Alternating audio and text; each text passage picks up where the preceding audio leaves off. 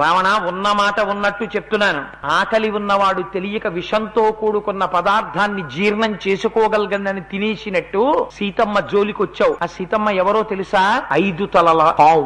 నీ ప్రమాదాన్ని నువ్వు కొని తెచ్చుకున్నావు. రామచంద్రమూర్తి యొక్క తేజస్సు ముందు నువ్వు నిలబడలేవు. నువ్వు చేసినటువంటి పాపం సామాన్యమైనటువంటి పాపం కాదు. ఏ పుణ్యం చేశావో ఆ పుణ్యానికి ఫలితాన్ని అనుభవించేశావు. కాంచన లంకకి అధిపతి అయ్యావు. కొన్ని వేల మంది కాంతలతో సుఖాల్ని అనుభవించావు. ఇంతమంది రాక్షసులకి ప్రభువుగా నిలబడ్డావు. కానీ ఇవాళ పరదారాగ్రహణం చేశావు. మహాపతివ్రత అయినటువంటి స్త్రీని అపహరించి తీసుకొచ్చావు. ఉద్యానవనంలో ఆ తల్లి కంటికి మంటికి ఏకధారగా ఏడుస్తోంది. ఇది మూలఘాతి. ధర్మపత్ని అయిన భార్యతో తృప్తి పడకుండా వేరొకరి భార్యని తన భార్యగా తెచ్చి సుఖాన్ని అనుభవించిన వాడు ఎన్నటికైనా శరీరము పడిపోవలసిందే.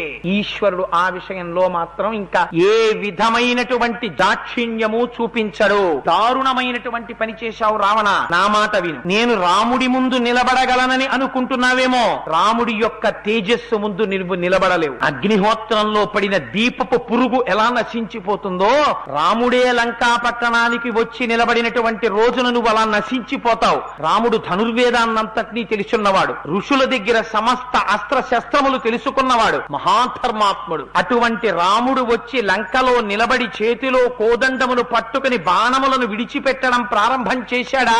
నువ్వు నిలబడలేవు. మండిత విస్ఫులింగ విషమ జ్వలితానల కీలలు వబ్జ గర్భాండము నిండ రామ వసుధాదిపుడేశుడు వజ్ర సాధనా ఖండిత పంక్తి కంట కనకంఠ పురాంతక శైలచాలనోద్దండ బల ప్రచండ పురదండ విఖండన చండకాండముల్. రామచంద్రమూర్తి తన ఎడంచేత్తో బంగారు కోదండాన్ని పట్టుకుని అక్షయ బాణతూణీరంలోంచి బాణములను తీసి వింటినారిని టంకారం చేసి దిక్కులను విదిక్కులను నింపేసి ఆ బాణాన్ని కోదండంలో సంధించి లంకాపట్టణం మీదకి విడిచిపెట్టినప్పుడు మెరుపులు కురిపిస్తూ ఆ బాణాలు వచ్చి లంకని కాల్చేస్తుంటే రావణ, నీలాంటి వాళ్ళు 1,00,000 మంది రావణులు రామచంద్రమూర్తి ముందు నిలబడలే.